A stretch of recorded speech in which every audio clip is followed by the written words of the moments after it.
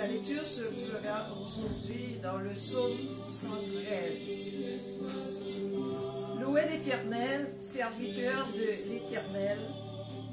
Louez le nom de l'Éternel. Que le nom de l'Éternel soit béni dès maintenant et à jamais. Du lever du soleil jusqu'à son couchant, que le nom de l'Éternel soit célébré. L'Éternel est élevé au-dessus de toutes les nations. Sa gloire est au-dessus des cieux. Qui est semblable à l'Éternel notre Dieu? Il a sa demeure en haut. Il abaisse les regards sur les cieux et sur la terre. De la poussière, il retire le pauvre.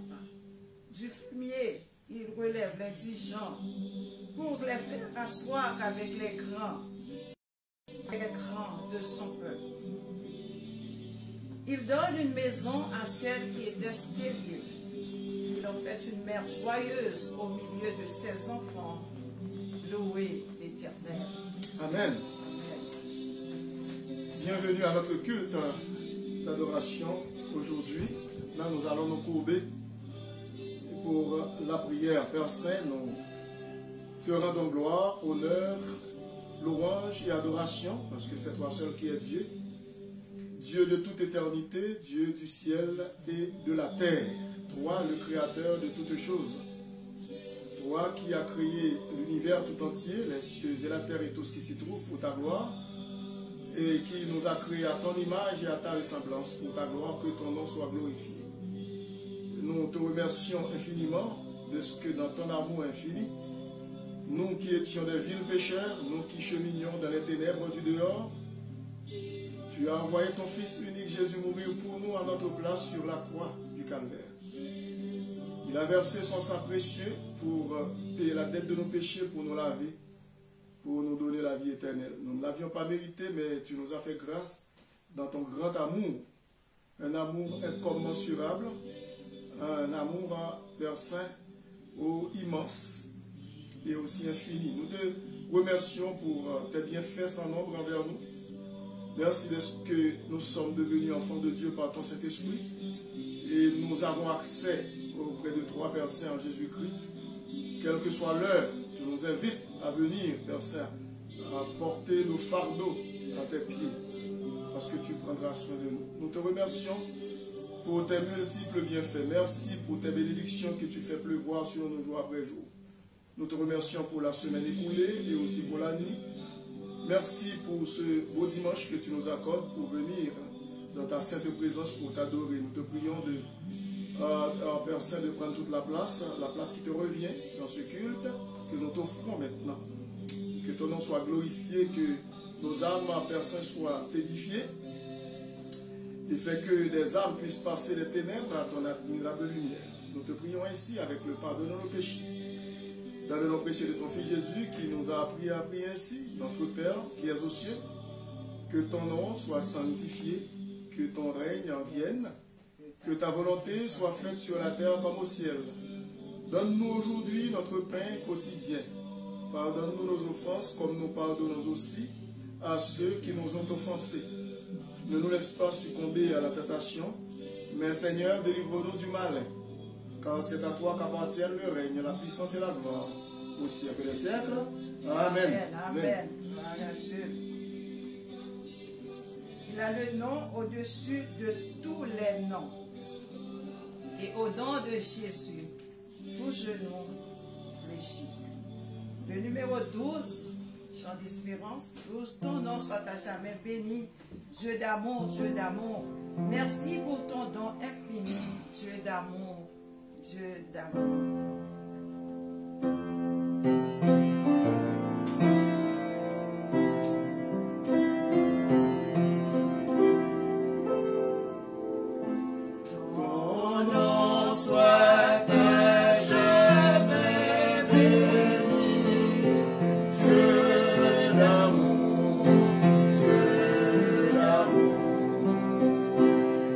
Merci pour ton don infini.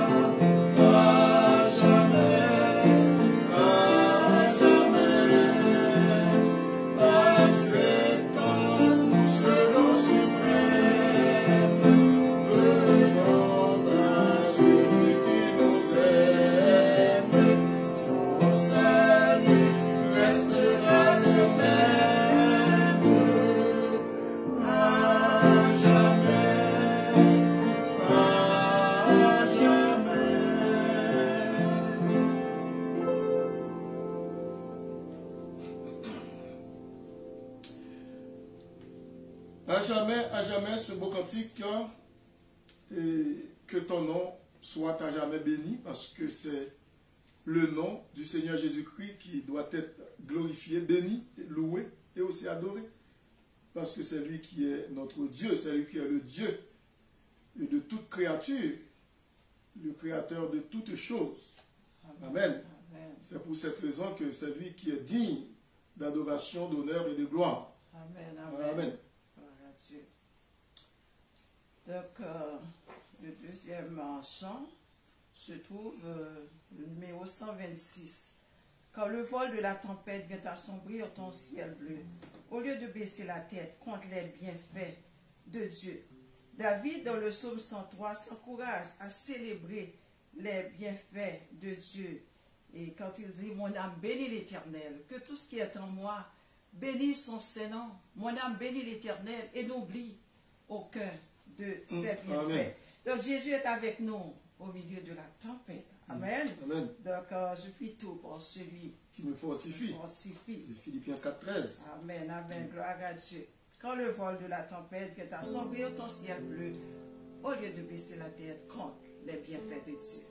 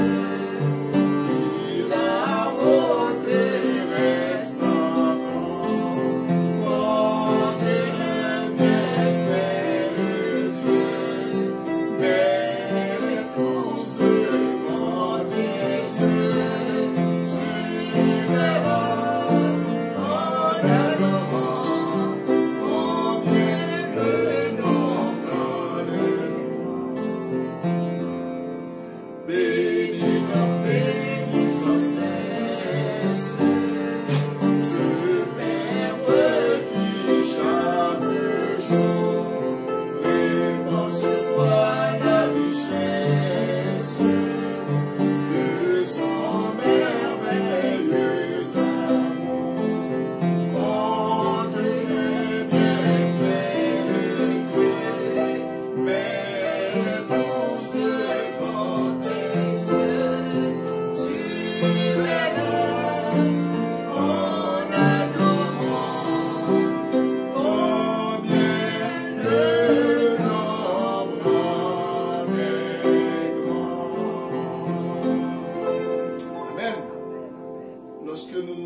compter les bienfaits de Dieu, bien, nous allons être lassés et qui veut dire découragés de compter ces bienfaits parce qu'ils sont tellement multiples, ces bienfaits sont sans nombre, qu'il veut dire qu'il n'y a pas de chiffre, il n'y a pas de calculatrice pour compter les bienfaits de Dieu. Amen, amen. Ils sont multiples et sans nombre.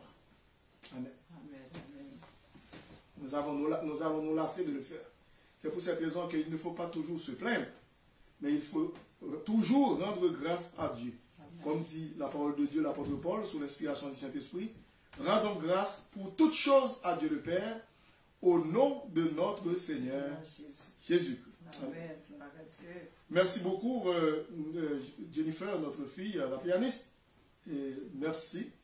Merci, Sœur Berthude. Maintenant, nous allons écouter la parole de Dieu. Et comme d'habitude, tu vas prier pour moi, prier pour tous les prédicateurs qui proclament la bonne nouvelle de l'Évangile, parce que l'apôtre Paul demandait la prière, l'assistance de tous les saints, le secours dans la prière pour pouvoir annoncer l'Évangile de paix, l'Évangile de grâce, afin que des âmes puissent passer des ténèbres à l'admirable lumière en Jésus-Christ. Merci. Maintenant, prêtez l'écoute, c'est le temps d'écouter la parole de Dieu.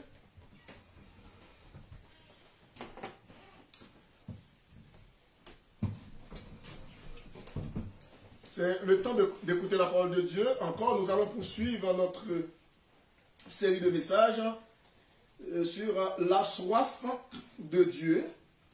La soif de Dieu et l'espérance en lui. La fois passée, nous avons parlé je vous avais prêché dans le psaume 42, comme une biche soupire après des courants d'eau, ainsi mon âme soupire après toi, ô Dieu. Nous poursuivons et cette fois, nous allons aussi prendre notre message dans Matthieu, l'évangile selon Matthieu au chapitre 5. Et puis, nous allons lire le verset 6. Le verset 6, moi je vais vous lire ce beau verset. Il dit, « Heureux ceux qui ont faim et soif de la justice, car ils seront rassasiés. » Heureux ceux qui ont faim et soif de la justice, car ils seront rassasiés. Amen. Ces deux éléments indispensables pour la survie de l'homme ici-bas sur cette planète Terre, c'est l'eau et puis c'est la nourriture, parce que nous ne pouvons pas vivre sans les deux, parce qu'ils sont indispensables. Ces deux choses-là, ces deux éléments sont indispensables. Et l'eau et la nourriture, après avoir bien dégusté un bon plat, un bon mets, mais il faut se désaltérer, il faut boire de l'eau. C'est bon pour notre système, parce que notre corps a été formé aussi, avec de l'eau là-dedans, et des matières organiques, des sels minéraux, des choses comme ça. Et c'est pour cette raison que nous devons aussi nous désaltérer et par de l'eau. Heureux ceux qui ont faim et soif de la justice, car ils seront rassasiés. Ben, si nous amenons ces éléments au plan spirituel, eh bien nous allons comprendre aussi, saisir la portée de ce message que je vais vous apporter aujourd'hui, encore sur la même rubrique de mon âme a soif du Dieu vivant, comme une biche soupire après des courants d'eau, ainsi mon âme soupire après toi. Ô Dieu, le psaume 42, la soif de Dieu et l'espérance en lui. Et nous trouvons aussi dans le Nouveau Testament ce passage que je viens de vous lire, qui veut dire cette même soif, cette même faim que l'homme veut à tout prix avoir, qui veut dire assouvir, qui veut dire étancher leur soif et aussi déguster la nourriture. Mais ici, il s'agit de la parole de Dieu et aussi le fleuve d'eau vive, le Saint-Esprit de Dieu, la présence du Seigneur dans notre cœur. Faim et soif de la justice. Et ce passage s'inscrit dans le sermon sur la montagne. Jésus-Christ lui-même est monté sur la montagne pour transmettre un grand sermon. Et ce sermon a pris beaucoup de chapitres dans l'évangile de Matthieu. Le chapitre 5, 6 et 7, qui veut dire 3 chapitres consacré au sermon sur la montagne par Jésus-Christ lui-même, 2000 ans de cela. Tout d'abord, ce que je tiens à vous dire, c'est que l'exigence fondamentale de toute vie spirituelle est d'avoir faim et soif de la justice. L'exigence fondamentale de toute vie spirituelle est d'avoir faim et soif de la justice. C'est ce que Jésus-Christ dit ici. Heureux ceux qui ont faim et soif de la justice, car ils seront rassasiés. Ils seront rassasiés. Lorsque nous avons faim et soif de la justice de Dieu, eh bien, nous serons rassasiés parce que c'est Dieu lui-même qui est le pourvoyeur par excellence qui va nous rassasier. Nous allons manger à notre faim, boire à notre soif. C'est tout à fait normal, parce que c'est Dieu lui-même qui est l'agent, qui est le pourvoyeur, qui satisfait tous nos besoins. Et c'est pour cette raison que je dis que l'exigence fondamentale de toute vie spirituelle, c'est eh bien, d'avoir faim et soif de la justice de Dieu. Et nous trouvons ça aussi, nous retrouvons ça dans Matthieu 6, 33. Nous allons chercher premièrement le royaume et la justice de Dieu. C'est ce qui est primordial, c'est ce qui passe en premier, c'est ce qui passe en priorité. Et chercher d'abord le royaume et la justice de Dieu, et non pas les choses matérielles. Fort souvent, nous voulons chercher les choses matérielles avant Dieu, avant la présence de Dieu, avant d'avoir une relation, une communion intime avec Dieu. Mais nous devons faire passer Dieu en premier. Il doit occuper le trône de notre vie, le centre de notre vie. Il doit siéger sur le trône de notre vie, avant toute chose. Jésus-Christ a dit, cherchez premièrement le royaume et la justice de Dieu, et toutes les autres choses nous seront données. Et vous seront donnés par surcroît, par-dessus. Parce que c'est lui qui est plus important que toutes les choses, parce que c'est lui qui est le Créateur, et tout ce qu'il fait, il le fait pour sa gloire, pour nous. Mais nous devons lui donner la première place dans notre vie.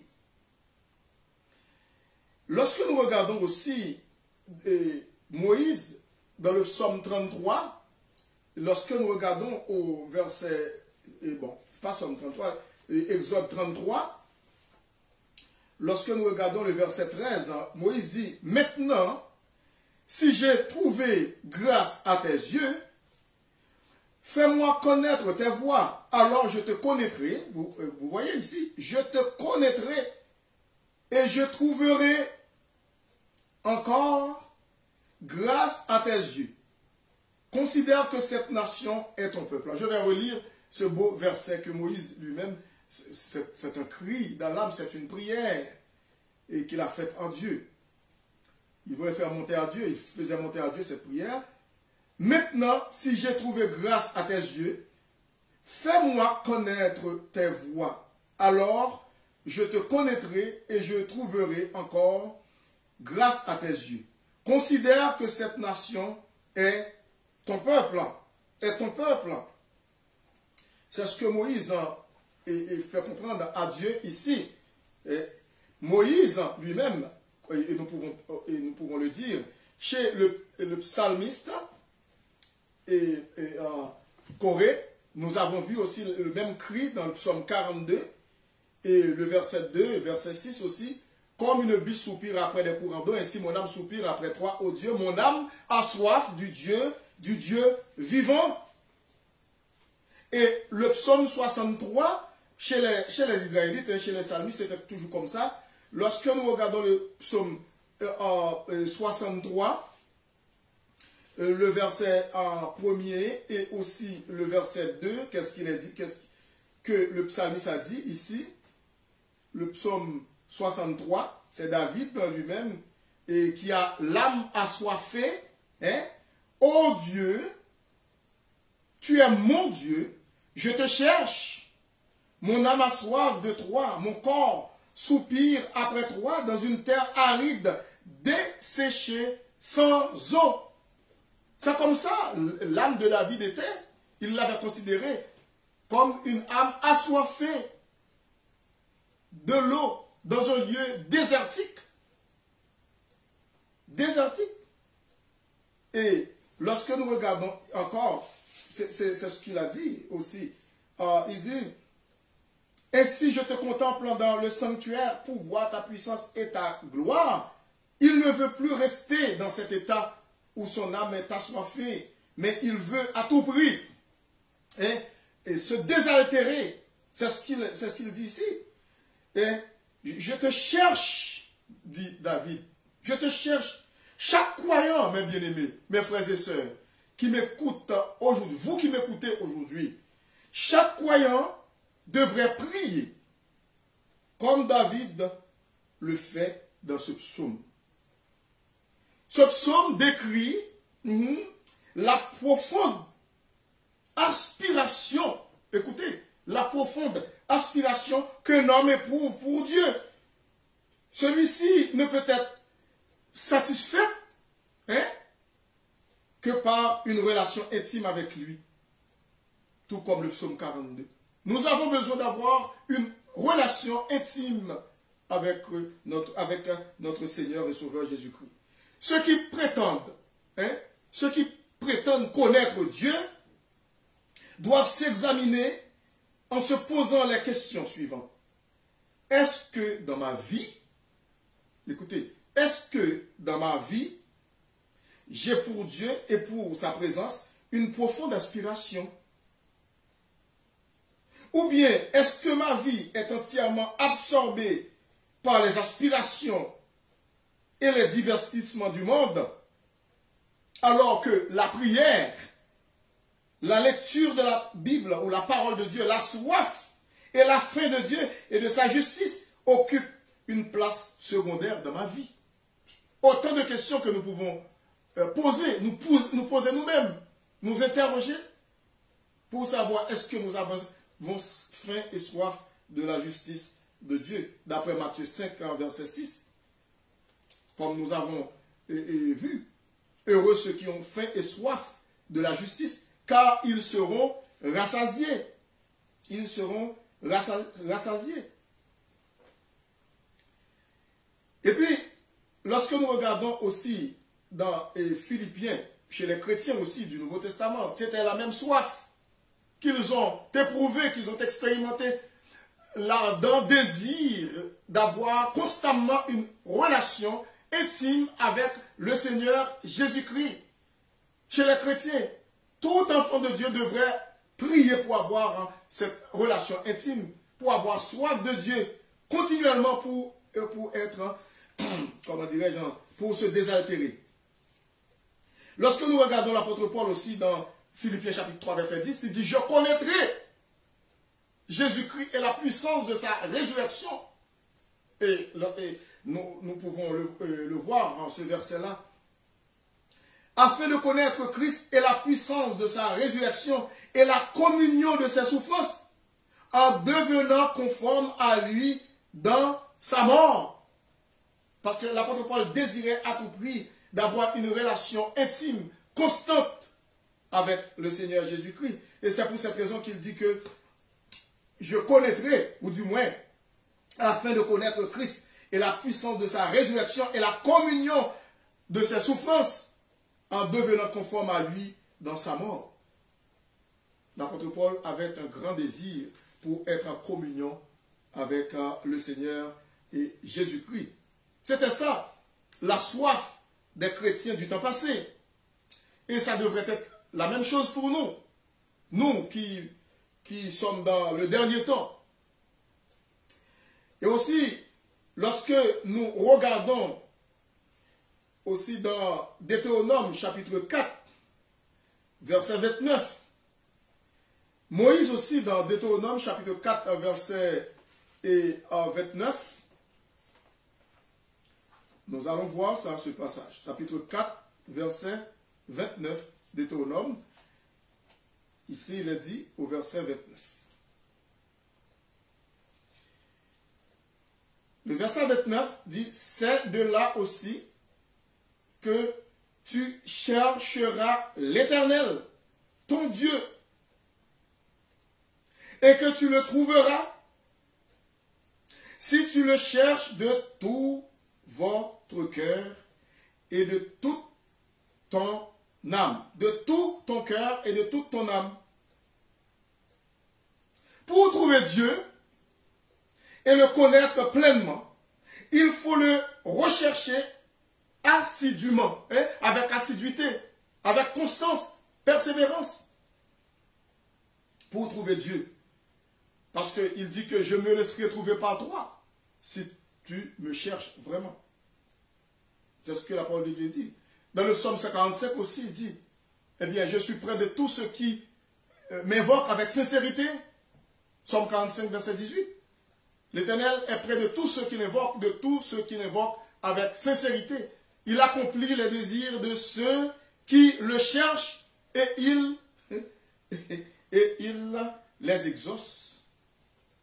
Parce que ces chrétiens veulent à tout prix connaître la puissance de Dieu dans sa communion avec lui.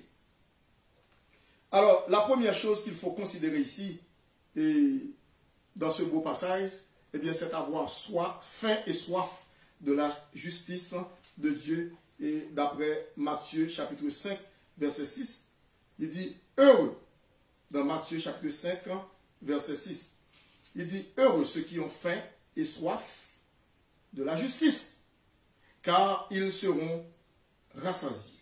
Ils seront rassasiés. C'est ça. La première chose, c'est d'avoir faim et soif de la justice de Dieu, de la présence de Dieu. Et la deuxième chose, c'est d'avoir faim et soif de la parole de Dieu. C'est d'avoir faim et soif de la parole de Dieu. Le psaume 119 aussi nous le dit. Lorsque nous lisons le psaume 119, nous voyons combien le psalmiste en parle de Dieu, de sa sainte présence. Par exemple, lorsque nous lisons le verset 1er, qu'est-ce qu'il dit au psaume 119 et verset 1er? Et nous avons vu ici, il dit, heureux ceux qui sont intègres dans leur voie, qui marchent selon la loi de l'Éternel. Heureux, le verset 2, heureux ceux qui gardent ses préceptes, qui le cherchent de tout leur cœur. Voyez? Et puis le verset 9 dit, comment le jeune homme rendra-t-il pur son sentier? La réponse est en se dirigeant d'après ta parole. Et le verset 17 dit, fais du bien à ton serviteur pour que je vive et que j'observe ta parole. Le verset 18 dit, ouvre mes yeux pour que je contemple les merveilles de ta loi. Et puis le verset 25, le psalmiste dit, encore au psaume 119, mon âme est attachée à la poussière, rends-moi la vie selon ta parole. Ouais. Et puis il continue encore tout au travers du psaume 119.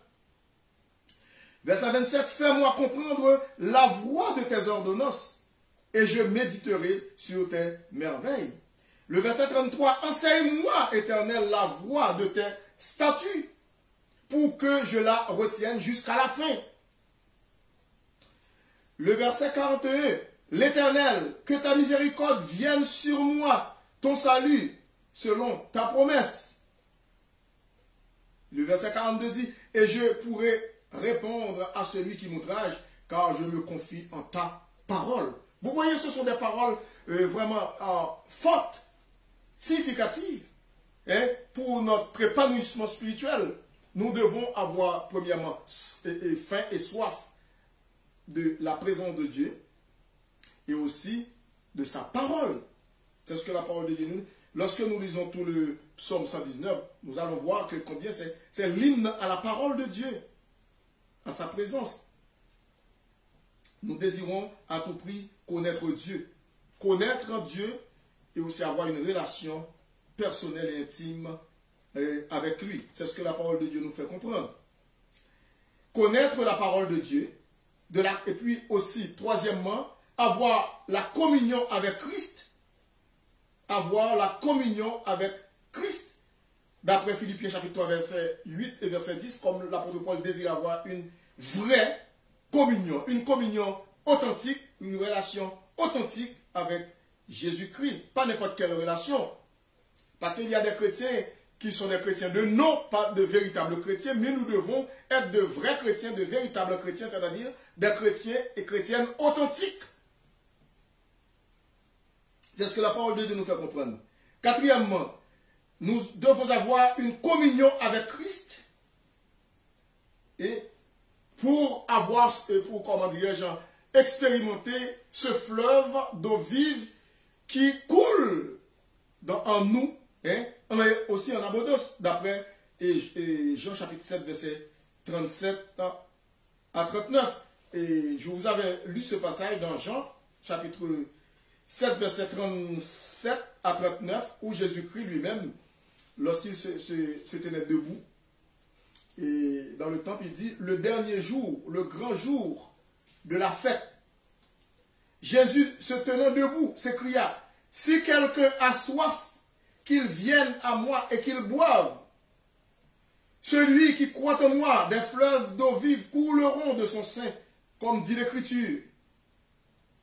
Et puis le verset 39 dit, il dit cela de l'Esprit, ce qui veut dire le Saint-Esprit de Dieu, de l'Esprit, que devaient recevoir ceux qui croiraient en lui, car l'Esprit n'était pas encore, parce que Jésus n'avait pas encore été glorifié. Pour vraiment bénéficier ou expérimenter la toute-puissance de Dieu dans notre vie, il faut désirer à tout prix une réelle communion avec lui, une communion intime et intense avec lui, comme le vrai cep et les sarments. Jésus-Christ est le vrai cep, le véritable cep. Nous sommes les branches, les sarments. Nous devons demeurer attachés à Jésus-Christ, à tout prix. Demeurer attachés à Jésus-Christ pour porter beaucoup de fruits afin que nous puissions vraiment être de véritables disciples de Jésus-Christ. Et le verset 7, il dit, si vous demeurez en moi et que mes paroles demeurent en vous, demandez ce que vous voudrez et cela vous sera accordé. C'est ce que Jésus-Christ a dit lui-même lorsqu'il parle d'une relation intime avec, ce n'est pas une relation tout simplement à sens unique, mais une relation de les deux sens de Jésus-Christ lui-même avec nous. Heureux ceux qui ont faim et soif de la justice, car ils seront rassasiés. Et aussi, nous devons à tout prix avoir une aspiration pour la justice de Dieu. Une aspiration pour la justice de Dieu. Et lorsque nous regardons aussi, et dans 2 Corinthiens chapitre 13, verset 13, l'apôtre Paul dans 2 Corinthiens chapitre 13 et verset 13, ici il nous dit, je vais vous lire ce passage, 2 Corinthiens chapitre 13, verset 13. L'apôtre Paul nous fait découvrir le trésor de la parole de Dieu. Ici, il dit que la grâce du Seigneur Jésus-Christ, l'amour de Dieu et la communication du Saint-Esprit soient avec vous tous. Vous voyez que la grâce du Seigneur Jésus-Christ, l'amour de Dieu et la communication du Saint-Esprit, ça veut dire la communion ou la communication du Saint-Esprit, soient avec vous tous. Vous voyez, c'est une bénédiction prononcée au peuple de Dieu pour que nous soyons toujours en relation, en communion intime avec le Seigneur Jésus-Christ. L'autre point encore, c'est que nous devons désirer cette puissance du royaume, hein, la puissance du royaume. D'après Matthieu 6, 33, nous devons chercher à tout prix le royaume de Dieu et sa justice. Et aussi, nous devons désirer le retour, un désir ardent du retour de Jésus-Christ. Lorsque nous regardons dans 2 Timothée 4, verset 8, l'apôtre Paul désirait ardemment le retour de Jésus-Christ dans 2 Timothée 4, verset 8, lorsqu'il dit « J'ai combattu le bon combat, j'ai achevé la course et j'ai gardé la foi, et désormais la couronne de justice m'est réservée. Le Seigneur, le juste juge, dit l'apôtre Paul, eh bien, me la donnera en ce jour-là. Et non seulement à lui, l'apôtre Paul, mais à tous ceux qui auront aimé l'avènement du Seigneur. Lorsque nous disons, lorsque la Bible dit Maranatha, Maranatha veut dire Christ revient, nous devons à tout prix désirer le retour de Jésus-Christ. Nous soupirons après le retour de notre Seigneur Jésus-Christ, puisque nous ne voulons plus continuer à vivre dans ce monde misérable, dans ce triste monde. Dans ce triste monde, nous ne pouvons plus vivre parce que notre citoyenneté est dans les cieux. Nous sommes citoyens des cieux. Même lorsque nous disons que nous sommes citoyens d'ici-bas, mais d'abord et avant tout, nous devons savoir que nous sommes citoyens des cieux. C'est pour cette raison que Jésus-Christ dit, cherchez premièrement le royaume et la justice de Dieu. Et toutes les autres choses nous seront données par-dessus quoi et par-dessus. Le peuple de Dieu doit toujours avoir cette aspiration des choses de Dieu. C'est le ciel qui est notre patrie. Ce n'est pas ici-bas. D'après l'Épître aux Hébreux, chapitre 13, nous n'avons plus de demeure permanente ici-bas sur cette terre. Hein? Mais non, nous cherchons celle qui est à venir, dans le ciel. Donc celui qui est l'architecte, Jésus-Christ lui-même, le consommateur de notre foi. C'est pour cette raison que nous devons à tout prix désirer les choses de Dieu plus que les choses de ce monde. Parce que Jésus-Christ nous dit cherchez d'abord, cherchez premièrement, en priorité. Et dans Colossiens chapitre 3, verset 1er, si donc vous êtes ressuscités avec Christ, cherchez les choses d'en haut. Cherchez les choses d'en haut où Christ est assis à la droite de Dieu. Affectionnez-vous aux choses d'en haut et non à celles qui sont sur la terre, car vous êtes morts et votre vie est cachée avec Christ en Dieu. Quand Christ, votre vie, paraîtra, vous paraîtrez aussi avec lui dans la gloire. C'est ce que l'apôtre Paul nous dit sous l'inspiration du Saint-Esprit. Hein? Il veut nous faire comprendre que nous sommes citoyens des cieux d'abord et avant tout. Cherchez d'abord, affectionnez-vous aux choses d'en haut. Affectionnons-nous, mes frères et sœurs, aux choses d'en haut, et non à celles qui sont sur la terre. Parce que les choses de la terre sont éphémères, elles sont transitoires, elles sont passagères, elles sont temporelles, les choses de ce monde. Mais seulement le royaume de Dieu dure éternellement. Nous n'avons point de cité permanente ici-bas, mais nous cherchons celle qui est à venir. Et c'est pour cette raison notre âme soupire et languit après le retour du salut. Notre âme soupire. Hein? Heureux ceux qui ont faim et soif de la justice, car ils seront rassasiés. Jésus-Christ ne dit pas ils sont rassasiés parce qu'il sait que c'est dans l'éternité. C'est vrai que nous pouvons connaître la satisfaction pour notre âme ici-bas sur cette terre. Mais la pleine satisfaction, lorsque nous n'aurons plus faim, c'est lorsque nous serons dans la présence de Dieu, dans les cieux, dans la gloire, pour l'éternité. C'est pour cette raison que Jésus-Christ dit, heureux ceux qui ont faim et soif de la justice, car ils seront au futur, ils seront rassasiés dans la présence du Seigneur, dans la gloire, et pour l'éternité. Pas pour un jour, pas pour 2 jours, pas pour quelques semaines ou quelques mois, quelques années, mais pour toute l'éternité. Pour toute l'éternité. Et aussi, l'autre point que je veux développer avec vous, c'est que la fin du chrétien pour les choses de Dieu est anéantie par les soucis du monde. Mais c'est une honte.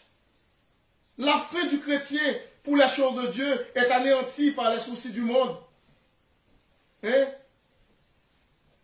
Et parce que ici il dit la fin du chrétien pour les choses de Dieu est anéantie par les soucis du monde. La séduction des richesses, l'attrait pour les choses matérielles. Est-ce que vous connaissez bien la parabole du semeur? La parabole, vous pouvez lire la parabole du semeur. Combien il y a plusieurs terrains. Lorsque la parole de Dieu est prêchée, la parole de Dieu est tombée dans plusieurs terrains, mais il y en a qui n'ont pas été, il y a des terrains qui n'ont pas été réceptifs à la parole de Dieu, et puis qui ont rejeté la parole de Dieu, qui ont reçu avec joie, de prime abord, mais finalement on voit que c'était de façon superficielle, c'était pas en profondeur, parce que quand il surviennent des persécutions, à ce moment-là, les gens laissent tomber. Laissent tomber. L'attrait pour les choses matérielles, on voit ça dans Matthieu chapitre 13, verset 22, Marc chapitre 4, verset 19 aussi, et les plaisirs de la vie, dans Luc chapitre 8, verset 14, ainsi que par l'incapacité de demeurer en Christ, d'après Jean 15, comme j'ai cité déjà, le cep et les serments, le vrai cep, Jésus-Christ lui-même et les serments. Écoutez bien, je vais vous dire quelque chose. Quand la fin de Dieu et de sa justice disparaît du cœur des croyants, ces derniers finissent par vraiment être dans une grande désolation spirituelle parce que il n'y a plus d'aspiration aux choses de Dieu à ce moment-là. C'est la raison pour laquelle il est absolument essentiel que nous soyons sensibles à l'œuvre de conviction du Saint-Esprit dans notre vie. Nous devons être sensibles à l'œuvre de conviction du Saint-Esprit dans notre vie. Lorsque Jésus-Christ parle de Jean chapitre 16, lorsque nous regardons dans Jean chapitre 16, verset 8 à 13, je peux vous lire ce passage qui dit Jean chapitre 16, verset 8 au verset 13, il a dit que c'est « Et quand il sera venu, le Saint-Esprit, il convaincra le monde en ce qui concerne le péché, la justice et le jugement. » Il dit en ce qui concerne le péché, parce qu'il ne croit pas en moi. La justice, parce que je vais au Père et que vous ne me verrez plus. Le jugement, parce que le prince de ce monde est jugé. Le prince de ce monde est jugé. Et puis, le verset 12 dit, j'ai encore beaucoup de choses à vous dire, mais vous ne pouvez pas les porter maintenant, parce qu'à l'époque, les disciples ne pouvaient pas les porter, le Saint-Esprit n'était pas encore là. Quand le consolateur sera venu, l'Esprit de vérité, il vous conduira dans toute la vérité. Car il ne parlera pas de lui-même, mais il dira tout ce qu'il aura entendu et il vous annoncera les choses à venir. C'est pour cette raison que nous connaissons les choses à venir. Nous connaissons qu'est-ce qui va se passer à la fin des temps. Mais maintenant, nous sommes à la fin des temps. Qu'est-ce qui se passe présentement? Le bouleversement total, qui veut dire aller dans l'échiquier politique, à l'échelle internationale. Les gouvernements mondiaux sont paniqués devant un virus, une pandémie qui fait rage à travers la planète et qui attaque tous les humains. Et même les chrétiens ne sont pas exemptés. Mais nous savons, nous avons été avertis d'après Matthieu 24, il y aura de la peste, il y aura de la maladie, des nouvelles maladies, tremblements de terre, et des guerres, des bruits de guerre, des conflits, tout ça, de la famine. Nous avons été avertis des choses à venir. Car il ne parlera pas de lui-même, mais il dira tout ce qu'il aura entendu et il vous annoncera les choses à venir. Lorsque nous éprouvons vraiment de la faim et de la soif pour la parole de Dieu, pour sa présence, eh bien cela veut dire que nous sommes sur la bonne voie parce que le Saint-Esprit de Dieu met ce désir en nous pour avoir cette aspiration, parce que nous ne voulons pas désirer les choses de ce monde, nous ne voulons plus désirer les choses matérielles, les choses éphémères, mais Dieu, c'est Dieu que nous désirons, c'est lui que nous voulons toujours, constamment dans notre vie, pour mener une vie de victoire, pour sa gloire sur le péché, sous toutes ses formes, sur le diable, sur le monde et sur la chair dans ce monde. Maintenant, je m'adresse à ceux, celles qui ne connaissent pas Jésus-Christ maintenant. Ce Jésus que je parle, que je suis en train de parler. ce Dieu lui-même qui s'est fait homme, Dieu fait homme, Jésus-Christ lui-même, qui est mort sur la croix pour l'humanité. Parce qu'il a dit dans Jean 3,16, car Dieu a tant aimé le monde, qu'il a donné son Fils unique, afin que quiconque croit en lui ne périsse point, mais qu'il ait la vie éternelle, une vie éternelle. Est-ce que vous connaissez ce Jésus maintenant? Est-ce que vous l'avez dans votre cœur, dans votre vie, personnellement? Mais si vous ne l'avez pas, c'est le temps de l'avoir, c'est le temps de l'accepter comme votre sauveur et Seigneur personnel. Il ne faut plus attendre encore parce que le temps presque est achevé. Nous sommes à la fin de ce temps où Jésus-Christ lui-même reviendra. Tout d'abord, l'Église sera enlevée pour aller à la rencontre du Seigneur dans les airs, d'après 1 Thessaloniciens 4. Et Jésus-Christ reviendra en gloire avec nous, et les enfants de Dieu, avec nous, son peuple, son épouse, pour instaurer le règne millénaire ici-bas sur cette terre. Les gens qui ne connaissent pas Jésus-Christ seront exclus du royaume de Dieu. Mais si vous ne l'avez pas encore dans votre cœur, c'est le temps. Acceptez-le pendant qu'il est en temps, parce que sinon il sera trop tard. Quand la Bible dit trop tard, c'est trop tard. Et ce sera irréversible. À ce moment-là, il n'y aura pas de, comment dirais-je, il n'y aura pas moyen de venir, d'accepter Jésus-Christ comme votre sauveur, parce que ce sera trop tard.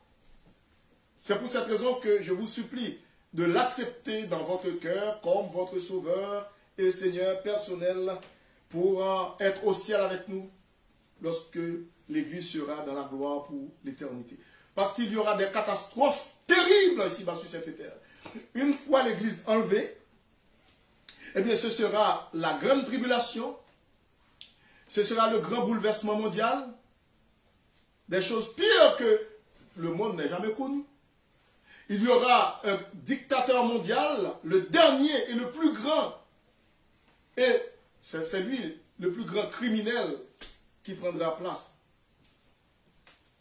sur cette terre. Il va diriger le monde avec un bras de fer, avec l'aval des Nations Unies. Et ce dictateur mondial, qui s'appelle l'Antéchrist, et aussi Antichrist, il viendra avant Christ et contre Christ, Antichrist, pour séduire toute la terre. Il y aura une seule religion, un seul gouvernement, une seule monnaie. C'est ça, ce sont les caractéristiques de ce gouvernement mondial, ce dictateur. C'est le temps d'accepter Jésus-Christ pour ne pas passer au travers de ce moment-là, parce que ça va être terrible. Ça va être terrible.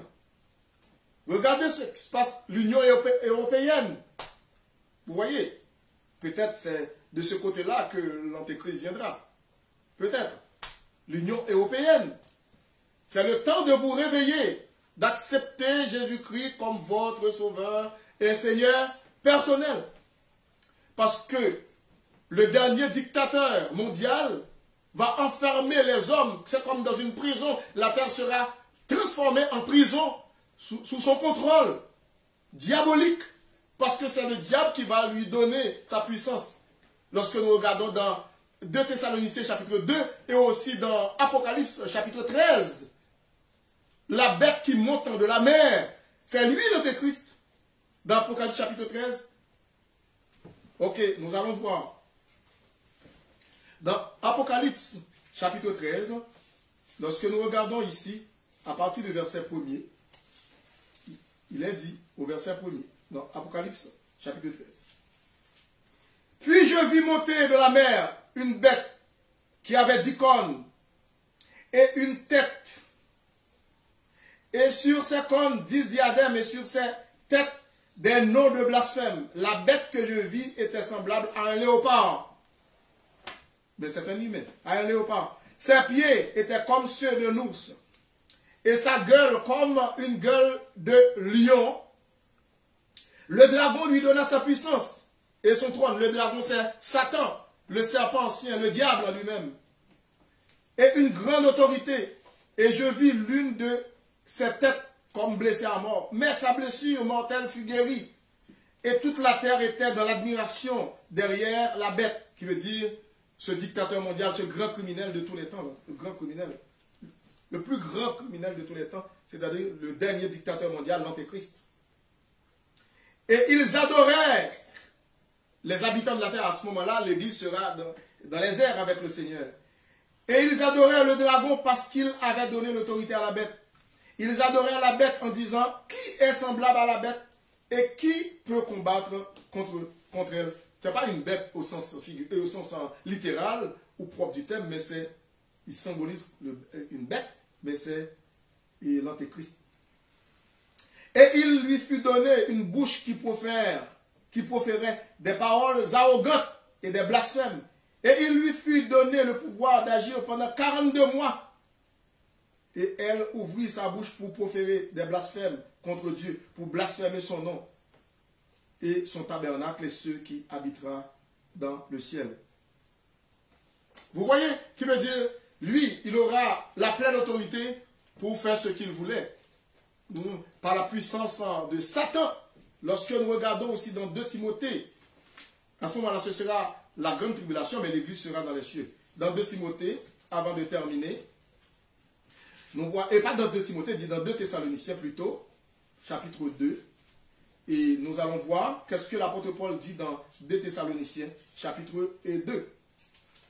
À partir de verset 1er, l'apôtre Paul dit au verset 1er, pour ce qui concerne l'avènement de notre Seigneur Jésus-Christ et notre réunion avec lui, nous vous prions, frères, de ne pas vous laisser facilement ébranler dans votre bon sens et de ne pas vous laisser troubler, soit par quelque inspiration, soit par quelques paroles ou par quelques lettres qu'on dirait venir de nous, comme si le jour du Seigneur était déjà là. Que personne ne vous séduise d'aucune manière, car il faut, écoutez, que l'apostasie, l'abandon spirituel volontaire, la déchéance spirituelle, car il faut que l'apostasie soit arrivée auparavant et qu'on ait vu paraître l'homme du péché, qui veut dire l'antéchrist, le grand dictateur mondial qui va rayer sur le monde entier avec l'aval des Nations Unies. Il n'y aura plus de gouvernement pour chaque pays, par exemple à Washington. Non, il n'y aura pas dans la Maison Blanche comme un président là, il n'y aura pas à Ottawa comme au Parlement, il n'y aura pas en France à l'Élysée où Emmanuel Macron est, il n'y aura pas en Russie Vladimir Poutine au Kremlin, il n'y aura pas en Haïti au Palais National et partout dans le monde. Non, il y a un seul gouvernement central qui va diriger le monde entier avec toutes les autorités de ce monde. Et puis il va instaurer un numéro que vous connaissez, c'est 666, c'est le numéro de la bête. Ça commence avec la puce, ça va être dans la peau de l'homme, sous la peau, dans sa main droite et aussi dans son front, pour contrôler les gens de ce monde. Et c'est pour cette raison l'apôtre Paul dit que personne au verset 3 ne vous séduise d'aucune manière, car il faut que l'apostasie soit arrivée auparavant et qu'on ait vu paraître l'homme du péché, le fils de la perdition, l'adversaire qui s'élève au-dessus de tout ce qu'on appelle Dieu ou de ce qu'on adore, jusqu'à s'asseoir dans le temple de Dieu, se proclamant lui-même Dieu. À ce moment-là, le temple va être érigé par lui à Jérusalem. Il va entrer dans le temple pour demander, exiger l'adoration par les Juifs. Et puis les Juifs... il y aura quand même un grand désaccord avec lui. Finalement, il va se mettre à maltraiter les Juifs. Mais nous serons dans la gloire. C'est Jésus-Christ lui-même qui reviendra pour mettre fin à ce grand conflit, pour rayer sur la terre et le monde. Que ton règne vienne. C'est pour cette raison que nous soupirons après le retour de Christ. Nous soupirons. Nous avons la soif de Dieu, de sa présence, d'être en relation, communion avec lui, et ce pour l'éternité. Heureux ceux qui ont faim et soif de la justice, car ils seront rassasiés.